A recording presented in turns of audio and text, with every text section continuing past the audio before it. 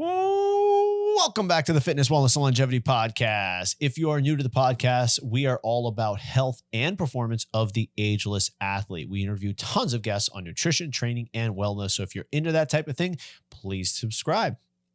This podcast is also affiliated with some amazing companies geared toward maximizing your fitness, wellness, and longevity. Now, periodic fasting has numerous health benefits and can be used for not only weight loss, but also longevity. Now, the unfortunate part about periodic fasting using only water is that it is absolutely brutal. Listen, I do a 5-day fast once every 3 months to help reset my body, reset my metabolism, and get away from that attachment to food. Now, Prolon has a fasting mimicking diet that has all the benefits of doing the periodic fast, but you're still able to eat food during the fast. Let me explain.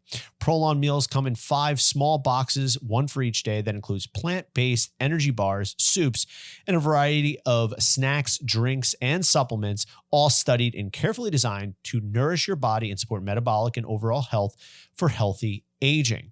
Now, if you'd like to give Prolon a try, you're going to head to Prolon FMD. That's prolonfmd.com.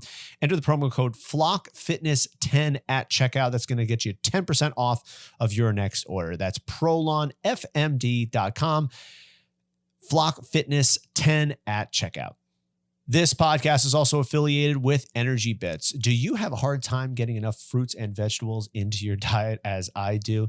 Listen, do you need more EPA and DHA? Are you looking to get all the health benefits of algae, but just unsure how to do it? ENERGYbits is for you. ENERGYbits uses only the highest quality strains of spirulina, chlorella, so their tablets contain the highest nutrient density possible. These tiny tablets can be chewed, swallowed, or my personal favorite, added to my smoothie after my workouts. Now, if you'd like to give ENERGYbits a try, go to ENERGYbits.com, enter the promo code LaFlockFitness20 at checkout to receive 20% off of your next order. Go to ENERGYbits.com, LaFlockFitness20 at checkout to receive 20% off of your next order. In today's podcast, I'm sitting down with Scott Hagnes and we talk about low carb and ketogenic diets. So what's a low carb diet versus what's a ketogenic diet? And Scott basically breaks down exactly who and who this is not for. We are having Rob Wolf on, the paleo god himself, so to speak. So we're gearing up for that in the next couple of weeks. If you have questions about ketogenic diets or low carb diets, make sure you shoot me an email, Sean@flockfitness.com. But this is an awesome conversation that Scott and I have.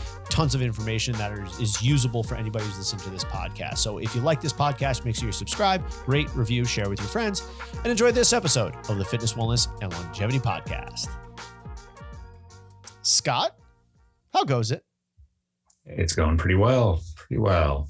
Excellent, man. If you are wondering what that smooth, silky, baritone voice is, that is Scott Hagnes. We're complete with a new set of vocal cords this week. You know what? Anecdotally, Scott, I'm going to get into this, and this is TMI for some people. I don't know if it's TMI, but so I've been on testosterone therapy now for probably about 14 or 15 weeks. I think I started in the beginning of June. So June, July, August, and now we're in September. So yeah, just about 14, 15 weeks. I don't know if this is me overthinking it or some kind of placebo effect, but I feel my voice is deeper. Oh, it could be. It could be. Definitely not as deep as Scott Hagnes, but it definitely feels deeper. And if you're wondering how that heck that could happen, is your vocal cords are a muscle, and which is the reason why your vocal cords for men, or why men have deeper voices, because their vocal cords thicken when they're exposed to testosterone, which creates more of a deep voice. It's also why when women, use and potentially abuse testosterone, their voice deepens. Mm-hmm. Yeah, good point.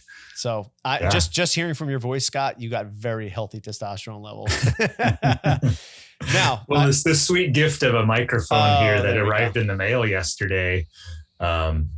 It could have something to do with it as well. Well, you know what, Scott? I figure, every once in a while we got to treat ourselves, if you know what I mean. And, hopefully this makes the experience for those who are listening a little bit better. But all things aside, I digress. And today's topic, we're talking about low carb and ketogenic diets.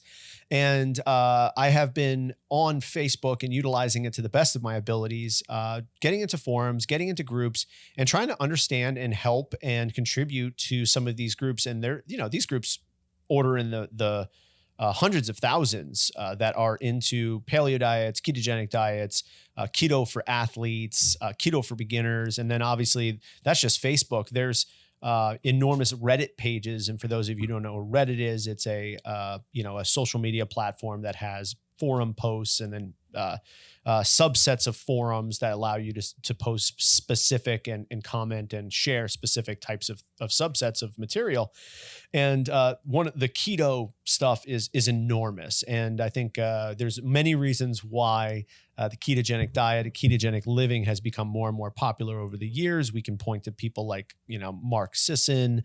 We could talk about, not only Joe Rogan, but those who he's had on his podcast talking about these things.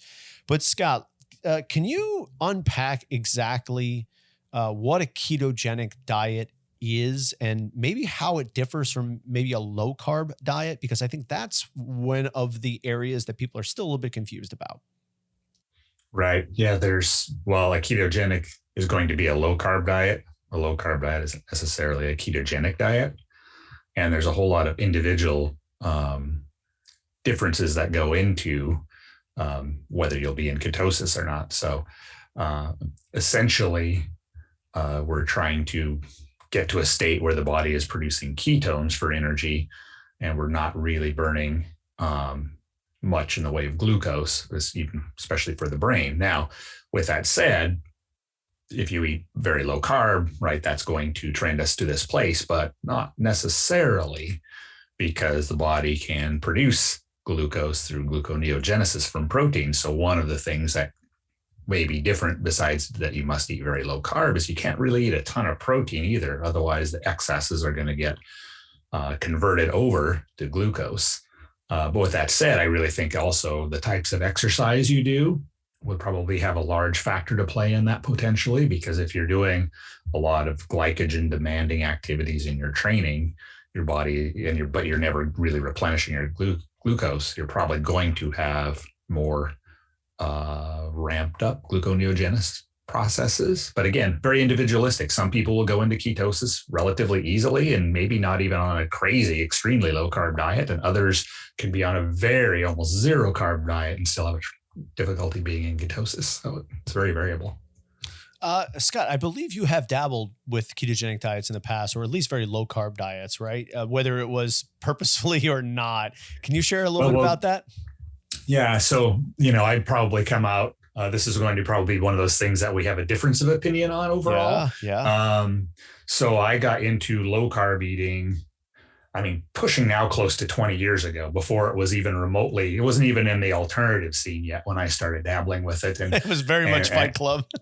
It was really underground. It was only a few fairly extreme bodybuilders were bringing back this technique from more like the 70s. Of really trying to cut weight with this ketogenic diet. And they were only applying it for very short stretches of time, 4 to 6 weeks generally.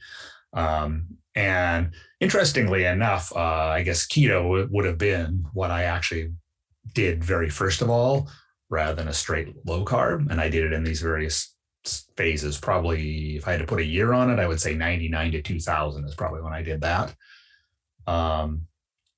It was effective for sure. I don't know if it was more effective than other primary ones I had done at that time. Fast forward a few more years, the very, very early paleo was coming out. I jumped on that, and I was very low carb for probably at least 5 or 6 years continuously, including fasting also way before that was in the mainstream yet. And typically I was running at 50 grams and under a day and training hard. And I eventually abandoned those approaches for a lot of hormonal problems I was experiencing. Ignored them for many years, or just thought they were got used to them, or they were a natural part of aging, when I realized they were most certainly not. So I tend toward a more metabolic stimulating diet myself. And for about the last decade, I've eaten a fairly high carb diet. But I do have, like I said, probably between 6 to 7 years of almost continuous low carb and or ketogenic eating under my belt. So I certainly have some experience with it. So what were the benefits that you saw from eating not only, let's start with ketogenic. Like, if you can remember, like, did you actually have some benefits from it, Scott? Or you're like, why am I doing this? Well, it was, so, it depends on how, like, I'm kind of a contrarian. I liked that it was extremely different and it was, a little edgy.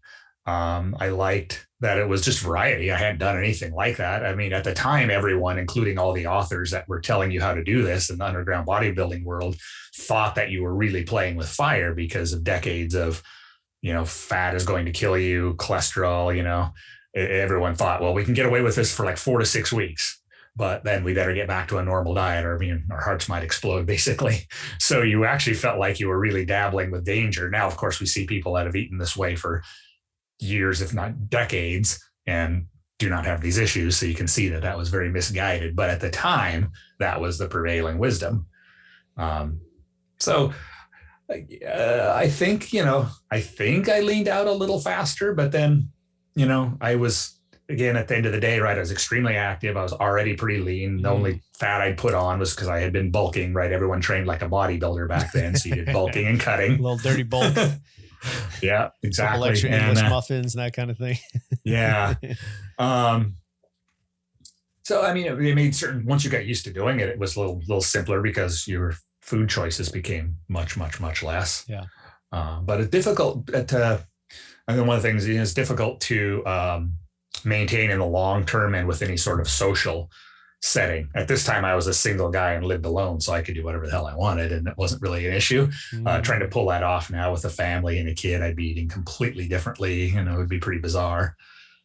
Yeah. And I think that's some of the limitations that exist when it comes to the ketogenic diet. And, one of the reasons I was looking at this is because, it is much more mainstream now. There's been much more Primal Living stuff. I mean, the funny thing is I literally went into Target the other day, and they have a brand called Primal. I believe it has to do with Mark Sisson. It has to be.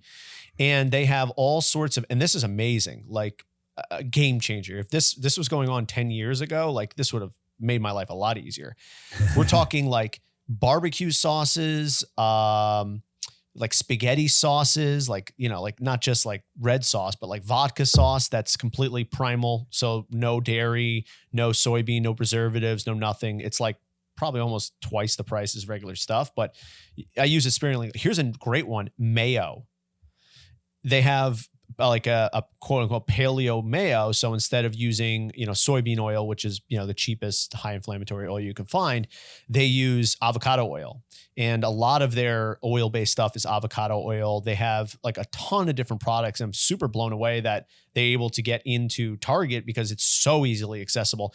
And it's, I believe it's a localized thing to the United States. Like, I don't think they have these things like in Canada and other parts of the world. So we're very spoiled in that sense, which makes you scratch your head even more of like, man, how can we not pull this shit together? Because we can literally go to Target and get this stuff so easily. They have like ready-made, like grass-fed meat with like cauliflower rice and vegetable stuff in the freezer section. So like, if you're a college kid or you're just like pressed for time and you're one of those people who just don't know how to cook, it's literally there for you. So I digress. Yeah. I digress a little bit there, Scott, but so we kind of talked about the health benefits there, but you had mentioned also some of the detriments of being low carb / keto. And it might've played into the fact, part of it genetically for you, but also part of it in terms of your training and lifestyle. Can you talk about that? Right. Yeah. And people are going to have different, again, kind of like I was mentioning, how easy or hard it is to go into ketosis for some people. Your mileage without sending things awry will certainly vary. So one thing I found is that I was very difficult to get into ketosis. So when I would measure with keto strips, even at the most extreme, I was very rarely in ketosis very much. Did you, sorry to interrupt, Scott, did you only use keto strips, or did you ever do it with blood? Never did it with blood, no. Okay. Yeah, that's what I'm hearing now, is that there's a lot of different instruments now that are actually super cheap, like $40 and under. The strips themselves, or the little, I forget what they're called, because you do them for insulin as well. And some of them cross over where you can take your blood sugar and your ketos. Anyway, so for $40, you can actually do the little prick test and see what's going on. But so you use urine strips? Yeah, they didn't, as far as I know, that wasn't available back then. Yeah. How it's changed, so right? Urine strips. So maybe it wasn't crazy accurate, but any bad breath or anything like that? Sometimes I had, but not too much. Because that's one of the byproducts of being on ketosis, right? Yeah, you get the ketone breath. Yeah, as a very distinct. Yeah. Yeah. Yep. Yeah. So anyway, but in hindsight, given the fact that I was training with pretty hard CrossFit on a regular basis back in those days, and even if I wasn't doing that, it was still pretty high volume. It was gymnastic strength. I think I did through that phase quite a lot, and or just heavy strength training. So anyway, it would stand to reason. But you get into a state where you basically get a sort of a thyroid resistance. So the thyroid, of course, one of its main jobs is to kind of be a regulator on the metabolism. And, if you get really cold when you're either under eating or not eating carbohydrates, it's just doing its job. It's basically trying to preserve you, because, in my view, that, though we can run on ketones, and yes, Eskimos do, but we're clearly not an Arctic species. We're an equatorial species. We can adapt, but that doesn't mean that that's where we really function most optimally. And essentially, we're putting ourselves in kind of a survival state when we don't give ourselves enough glucose to fuel our bodies. In my opinion, and what you typically will see is high, like reverse T3, which kind of blocks the metabolism. So the thyroid gland is still fine. It's doing its job. It's that the tissues aren't, able to receive energy in the same way. And we typically see higher cortisol and adrenaline in order to keep going. And that's the common thing that people will often feel. And I totally remember this too, when switching to a low carb diet, is that you feel like, oh, you have tons of energy. So you kind of blame the sluggishness on the food. Well, what's actually happening is that you've got higher stress hormones. And it's not necessarily a good thing, because the stress hormones will slow down the metabolic rate, put the brakes on your thyroid, and may cause problems down the line. If you're a guy, athletic, you're probably squashing your testosterone and increasing your estrogen level. Now, that doesn't mean you won't look good. I remember when I first started writing on maybe why you might want some more carbs in a paleo diet, I used to get these emails from people all over, and they were almost always just jacked looking dudes, barely any body fat, muscle, exactly what most guys would like to look like. But they were like, no libido. They would send along their lab tests, and they had like a testosterone of like 100, like 75-year-old man levels of testosterone, even though they looked really, good. But so is very clearly something that was very commonplace. Yeah. And believe it or not, because you're not producing testosterone, so you don't actually, and this is something I found out more recently, Scott, is you don't produce estrogen as a man, or very little. What happens is your testosterone is eventually aromatized into this estrogen. So everybody is so anti-estrogen, like you need some estrogen. Specifically, if you want libido and to be able to get an erection, you need estrogen. And for females, as you age, that's one of the biggest things you need to hold on to. You need to hold on to that fire of estrogen, because that's going to protect heart and brain function as you age. Like specifically, they did an enormous study where they gave women estrogen after they went through menopause, and they found that it had a horrible effect on women's outcomes. Like they pulled the study right away because it was one of those double-blind placebos, but they realized the reason why it happened was because they let the women's estrogen receptors basically go out. And then they tried to flood with estrogen, and all of a sudden estrogen didn't have anywhere to go, and it's very tissue specific. So even if you get estrogen, your serum levels of estradiol and stuff like that, it's very tissue specific, which is why, again, heart and brain need estrogen to be resilient. Anyway, so yeah, it makes sense that basically as soon as we start to deplete, thyroid starts to diminish, you're running off of cortisol, you're probably having, some aromatization of estrogen. If your insulin sensitivity starts to go away, then, and your training intensity remains the same, it's just a recipe for disaster, right, Scott? Right. Yeah, exactly. Now, I think some things, there's certainly a lot more knowledge, and a lot of people have practiced these different, whether it's keto or low carb lifestyle while training than back when I did it. So there's probably some better practices now. In hindsight, just simply eating more. I guess I would have been eating more scoops of coconut oil. I don't really know, but more calories would have probably mitigated some of the damage, but potentially getting some exogenous ketones in. Right. Which that wasn't something that was available at that time. Isn't this crazy? In the last 5-6 years, keto diet, we have an entire industry for this now. When there's money to be made, eh, Scott? Yeah. It is. I always have to chuckle, it was, you had to make everything up yourself back in the day, like you said, and now all these products are at the conventional markets. You got to cook up your own ketones. So I know we're a little short on time here, Scott, and we can probably get even more into this conversation another time, but who's it for? Who's it not for in your mind? And have you worked with clients in a ketogenic diet? Certainly in the past I have, definitely not anytime recently. And is that, do you think because of the type of training that people are doing, type of athletes that you work with in terms of if you have any type of training volume, you're probably going to want to have some carbohydrates. Yeah. And generally that's kind of what I would recommend. I don't recall anyone coming to me that was, super into, Yeah. Yeah, already athletic and active, and then saying I want to do a ketogenic diet. So basically what you're saying, Scott, is if you are active or live for some kind of performance, not world class, but if that is a priority for you, you would not recommend a ketogenic diet? Generally not. Yeah. Yeah. I think it's, going to be better for someone who isn't putting a lot of stress on their body. Yeah. Or is under a lot of stress in general. Yep.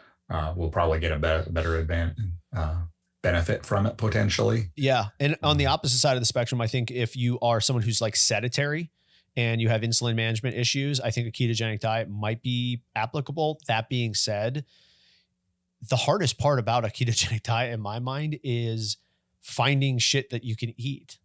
And most people don't, if you're living a sedentary lifestyle and you don't know how to cook and provide for yourself, you're probably not let me go eat some coconut oil and have some exogenous ketones. You're I never shop. Right. Yeah, exactly. Yeah. It probably doesn't fit that person the best. Yeah. And then potentially maybe even mitigating some kind of underlying health condition. So I've heard really good things. Obviously the whole reason, a ketogenic diet came along is because scientists studied it for treatment of epilepsy. So they found that as soon as glucose levels increased in the blood, epilepsy started to prevail and the seizures started to come back. So when they fasted people, they lived off ketones, but you can't just fast forever. So they gave them regular food back, and then sure enough, their seizures came back. So what they did was, okay, we're not going to give them glucose. We're going to give them fat and moderate amounts of protein. Sure enough, it was able to control and mitigate their seizures. Now there's other types of cancers that are glucose dependent. I believe the number is 60% of cancers are glucose dependent. So if you are dealing with cancer, there's a potential of a ketogenic diet actually being able to help mitigate and control certain types of cancers. Again, cancers are very dependent. And I think the first thing you would want to do is figure out what type of cancer you have so that you can basically starve it as much as you can, whether that is through diet or testosterone, whatever it is, estrogen, obviously different types of breast cancers and that kind of stuff. But this is a great topic also to kind of start looking at some of the questions, Scott, because we have the paleo god himself, guru himself, and ketogenic god himself, Rob Wolf, coming on in a couple of weeks. So this is a good conversation to kind of start and then maybe continue with Rob. And if you do have any questions for us, make sure you shoot us a line, either drop us a DM on the Instagrams and stuff, or email me at Sean@flockfitness.com so you can ask a question to Rob Wolf. But Scott, it seems like you know a lot about diet and training. If someone wants to work with old Scott Hagness, how can they do it? Reach out to me, scottagnestraining@gmail.com or Scott Agnes Training on Instagram. You can DM me there.